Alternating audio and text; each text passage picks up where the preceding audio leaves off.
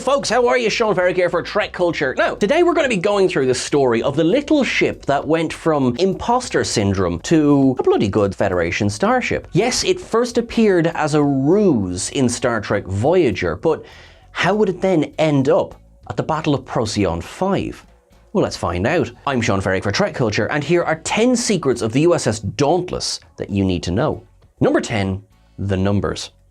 While these figures may of course be a work of fiction told by Arcturus to the crew of Voyager, apparently the slipstream-enabled Dauntless NX-01 made the journey from Earth to the Delta Quadrant in 3 months. Launched on stardate 51472, that would put the launch of this Dauntless around the episode's waking moments or message in a bottle for it to take that time to appear in the season finale Hope and Fear. In terms of Deep Space Nine, that would line up with the episodes Waltz and Who Mourns for Morn. Given the timeline, that's about 7 months from commissioning to arrival, which would give time for the 47 trial runs that it was said to have undergone. Looks like Arcturus really did do his homework with Star Trek history there.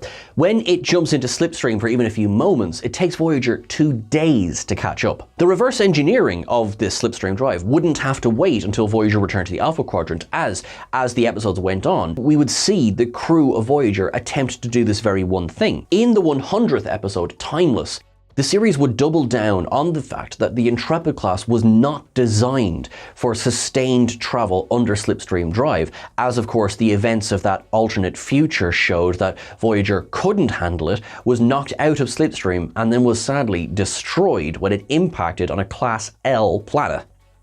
Still looked cool though. Number 9. Back in action. One of the best resources for information about the episode Hope and Fear is the 1998 book by Terry J. Erdman called Star Trek Action. Covering the making of the season 4 finale, the Dauntless was originally known as the Silver Bullet. The set bridge was built on stage 16 of Paramount Studios, sandwiched between the permanent standing cave set and the museum set that was from Living Witness. It's also seen in Star Trek Insurrection as the Sona stretching room, and as well as sets that were being built for One, the penultimate episode of the season. The Dauntless corridors were a straight redress of corridors from Voyager, the same thing that was done on Prodigy between the Protostar and their version of the Dauntless. The bridge and engine room were 2 new sets that were created for this episode. They were designed by construction designer Richard James. He imagined that the sets would have curved sides because the ship itself would have that curved bullet shape to it. The bridge shape for Prodigy's iteration of the Dauntless was a straight inspiration by the original Dauntless from Hope and Fear. Where it would differ would be the additional Starfleet panels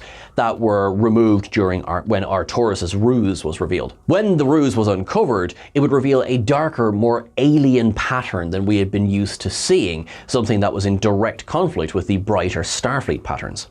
Number 8. Service history. The inclusion of the Dauntless in Prodigy came because the showrunners needed a ship that would be able to keep up with the Protostar. A limited-use quantum slipstream vessel was then the perfect choice for Admiral Janeway to use. Initially there were other ships that were put into consideration, but ultimately it became the USS Dauntless. It meant as well that it would connect not only with existing Starfleet canon, such as Hope and Fear, but also tie very nicely into future Star Trek canon that had been mentioned in the past.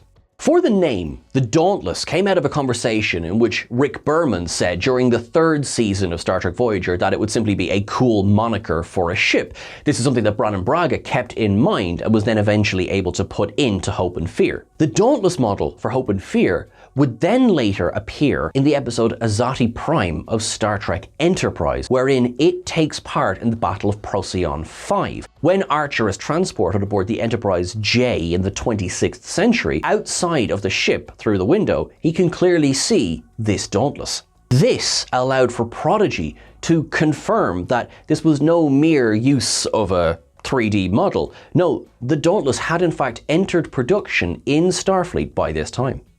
Number 7. Don't get ill. A strange omission from the Master Systems display aboard Admiral Janeway's Dauntless is there's no sickbay. So while the crew can find themselves in some other land via the holodeck, you've really got to hope that they don't come down with Rigelian fever at any point. The MSD also reveals that the Dauntless is 8 decks deep, with the main bridge being buried deep into the curve, as indeed it was in Hope and Fear as well. It shows that it's carrying at least one Type 9 shuttle, the same as those seen in episodes like Basics and Dark Frontier. Eagle-eyed fans will also have spotted that there's a lecture theatre aboard, as well as the ship's toilets, as well as a huge 4-deck computer core. Producer and lead writer Aaron Walke has in fact confirmed that this omission from the MSD will be addressed in the David Mack novel Firewall. This novel is set to feature the Dauntless as part of its story. Sadly, because of the critical damage that the Dauntless received during Supernova Part 2, Walke has confirmed that it won't be back for Season 2 of Prodigy because, and I quote, reconstruction takes time. So quite frankly, that was one of the reasons the Voyager A was confirmed as the hero ship of the second season of Prodigy. Number 6. Under the Hood. When designing the real Dauntless, we wanted the shape to reflect that this was a ship that was reverse engineered from the detailed scans and schematics Voyager took from Arcturus, explained head writer Aaron Walke. But they adapted it to Starfleet's capabilities and technological know-how. Therefore, it would not be identical. The hull shape was inspired by Rick Sternbach's Arrowhead design, especially as this would be beneficial when breaching the higher echelons of warp speed. This is echoed in the Prometheus, in Voyager, and even the Protostar itself. The design makes even more sense when one remembers that, in universe, the Dauntless was designed by none other than B'Elanna Torres herself. She would have had more experience than any of dealing directly with Arcturus's original vessel. The true designer of Arcturus's Dauntless is never revealed in the episode, so fans are left to assume that it was Arcturus himself who wholly designed and built this ship. In comparison to that original, the updated version would have shuttles, replicators, holodecks, and even if it doesn't have a sickbay, it does at least have a transporter, so you can always put somebody in stasis if you need to. Number 5. Interior designs.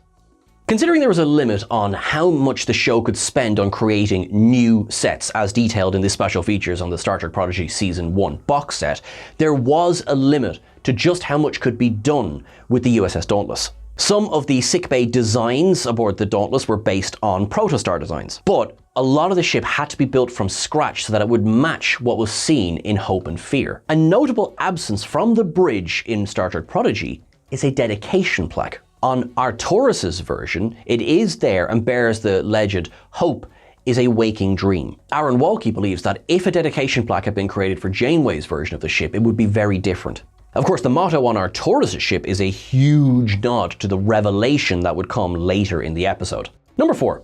Commercial engineering. In terms of the original Dauntless, the engine room was suggested by director Winwith Kobe, according to Terry J. Erdman in his book Star Trek Action, to look dangerous and designed in such a way that the Voyager crew could look down and observe. The original plan would have required a lot of optical shots that was basically overruled in the end because of the limited ceiling height of Stage 9. So the overall room was shrunk down in scale and eventually became something of a catwalk surrounding the core. It did allow for shots down into it, but it didn't have that same grandiose scale. Richard James's second sketch of the engine room was based on commercial lighting equipment, as noted in the book Action. Someone had attended the studio demoing neon lights, which ended up becoming involved in the final set. At its center was a very recognizable glass ball with that crackling electricity, which is one thing that we've all seen in gift shops throughout the world, albeit this one was a slightly bigger scale. The aluminium floor grating caused a massive headache for the sound department because every single step echoed throughout the set. It did mean that there had to be an awful lot of looping dialogue done for this episode in particular. Number 3. When is Starfleet not Starfleet? The USS Dauntless that was created for Voyager's Hope and Fear was deliberately designed to really look Starfleet while also being slightly off. The most evident choice for this was the colour of the hull, which went through several different iterations before a light grey was chosen. Other concepts for the ship came with a slightly copper finish or even a darker kind of charcoal colour, which quite frankly might have given the game away straight away. As it is, Dauntless looks close enough to established Starfleet ships while also being different enough that it's just similar enough to get away with it. In terms of the design of the original, Rick Sternbach would turn over his sketches to Foundation Imaging to create a 3D version. And to keep that curved bullet design consistent, the bridge notch yes, that's a word, was eliminated from that design to keep that sleek hull curve. Aaron Walke explained about the differences between the original Dauntless and Admiral Janeway's one, with one of the most obvious differences being the hull texture of the latter. There's also the metallic plating and the altered nacelles. It was a noticeable departure, but not overbearingly so, from the more organic design of Arturus' original. The Prodigy version of the Dauntless has its nacelles tucked a bit tighter to the hull than Arturus' version, but they're also much longer nacelles as well. Number 2, Quantum Leap. Oh boy, is the USS Dauntless a speedy ship. In its one and only appearance in Star Trek Voyager, the NX-01A, no relation, is equipped with the experimental slipstream drive that allows it to, in the words of Captain Dahl, go fast. The blue hue to the front of the Delta Quadrant Dauntless in its slipstream drive is replicated in the latter version of Starfleet Prodigy as well. To achieve the effect of the slipstream drive was given to Foundation imaging artist Adam Mojo Leibowitz. He got that the concept was speed right from the very beginning. Part of the reason that Voyager's USS Dauntless was made entirely of CGI was down to time, but it was also because it would allow the ship to distort slightly more as it moved through slipstream. That in itself would be very difficult to achieve on a physical filming model. Quantum slipstream was envisaged as a tunnel through space through which the Dauntless would travel. It had to be new and exciting and very visually obvious that the Dauntless was traveling in ways that were very different from what audiences were used to seeing. It was also deliberately made to be a bit transparent so that it wouldn't fool viewers into thinking that ships were effectively just traveling through a big massive slide. Number 1, how does that register with you? At the time of producing the episode Hope and Fear, the production team were absolutely free to use the Registry NX-01A because in the real world there was nothing to compare it to. No one at the time considered the follow-up series to Voyager would be a prequel, nor did they have to consider that another hero ship would end up with the Registry NX-01. A little inconsistency on screen is that on the exterior of the ship it is NX-01-A, whereas on the LCAR's display inside it's NX-01A. See, technically that supports the niggling truth that this is a fake Federation starship, because the rule had been established some 12 years earlier with the NCC-1701-A. This was then later confirmed, of course, with the NCC-1701-D. In the case of the Prodigy version of the Dauntless, the first digits of the Registry, 80, indicate that it was built after the protostar, 76, while the remaining 3 numbers, 816, are linked to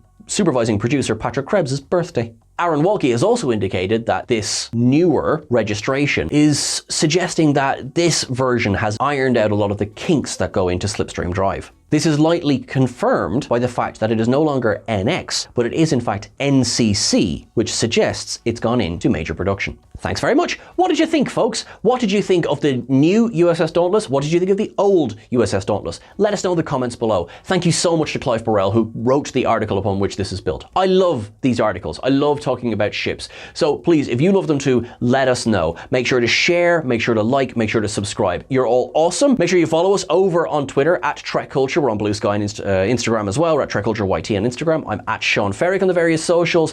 At SKOST is Clive's handle as well. Give us all a follow, cause you're awesome.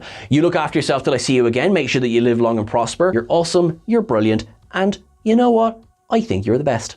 Cheers.